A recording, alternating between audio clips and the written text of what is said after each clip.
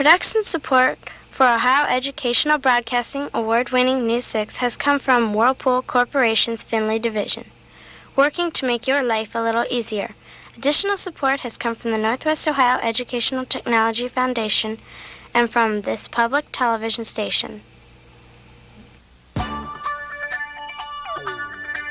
Hi, we're from Fort Jennings Elementary.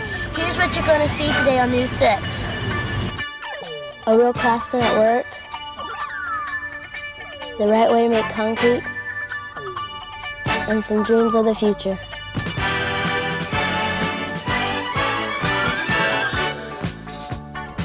Hi, and welcome to News 6. I'm Diana Warnke from Fort Jennings Elementary School in Fort Jennings, Ohio. Here with our first story is Lisa Swick. Concrete is almost everywhere around us. It's just sort of there. But we thought it'd be fun to find out just where some of that concrete comes from. If you need concrete, Vetters is the place to go.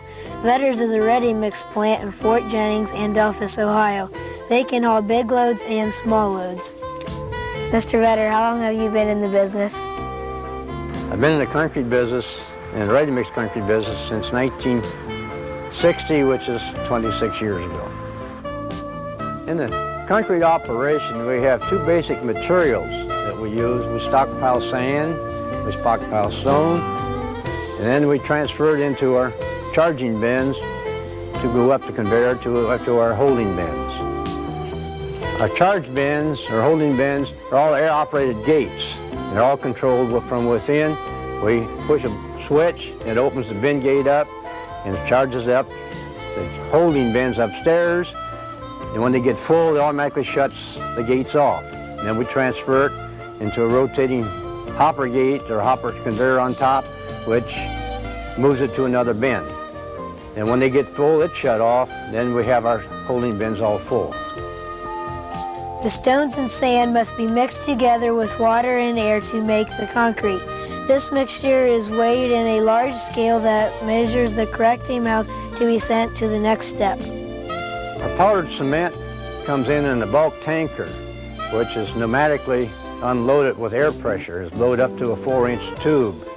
And we build up the pressure in the tank along with air, and it blows up 50,000 pounds of cement out of this tanker into the holding bins. And that's one truckload. And we have enough capacity for 4 truckloads. Making concrete seems like an easy thing to do, but we found out today just how much work and time it takes to make concrete correctly. Today's show is being produced by Mrs. Shelley Worth's 6th grade class at Fort Jennings Elementary School. Fort Jennings is located about 17 miles northwest of Lima. The town was founded in 1812 and has a current population of about 600. For today's show, we decided to get out the crystal ball and let some of our friends predict where they would be in 10 years. Good job. I want to be a nurse when I grow up.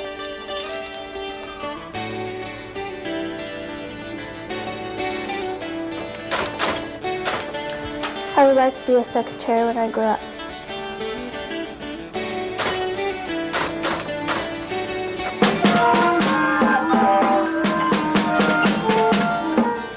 I want to be a drummer in a rock and roll band when I grow up.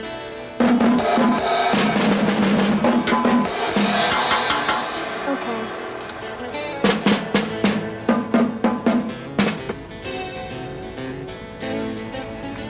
I want to be an artist when I grow up.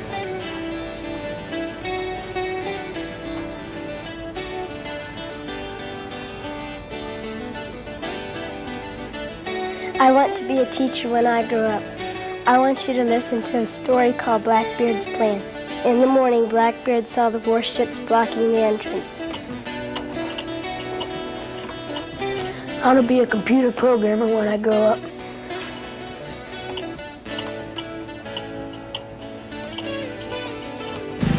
I want to be an astronaut when I grow up. And I want to be an Air Force mechanic when I grow up.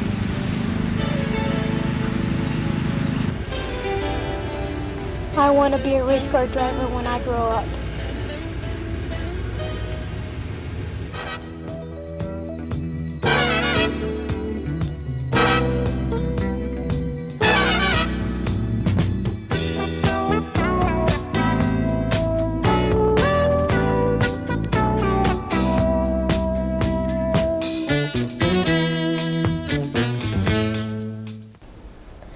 craftsmen are hard to find these days. We found a man in Spencerville, Ohio, who makes things out of iron and makes them look good. Besides being a teacher, Mr. Joseph Boniface is also a craftsman, a very good craftsman.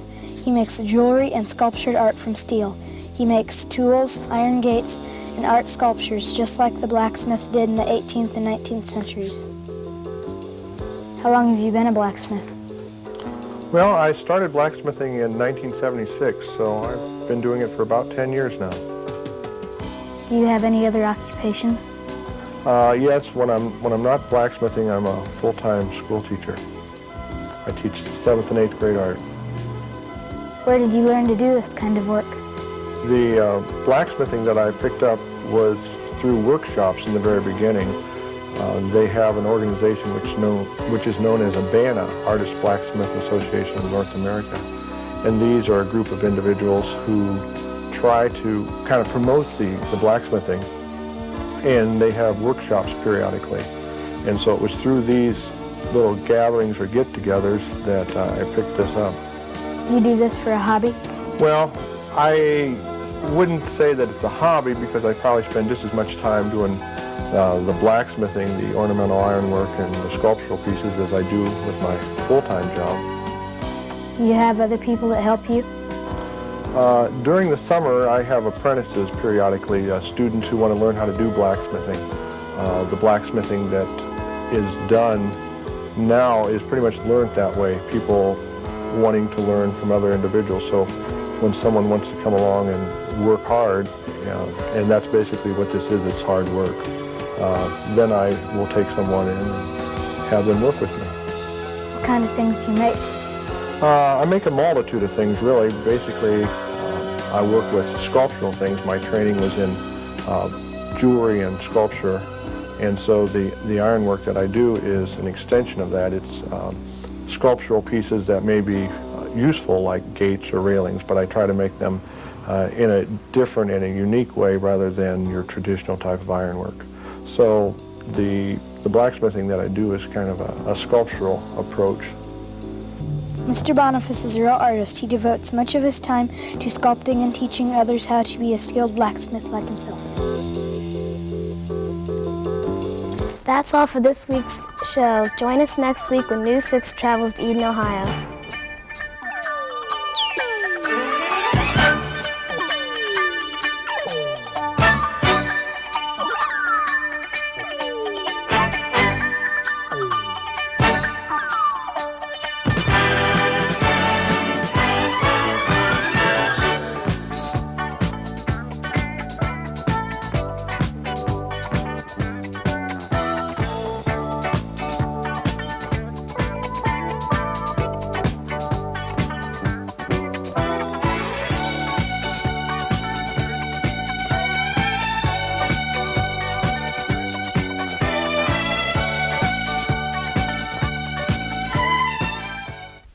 Production support for News 6 has come from Whirlpool Corporation's Findlay Division, working to make your life a little easier. Additional support has come from the Northwest Ohio Educational Technology Foundation and from this public television station.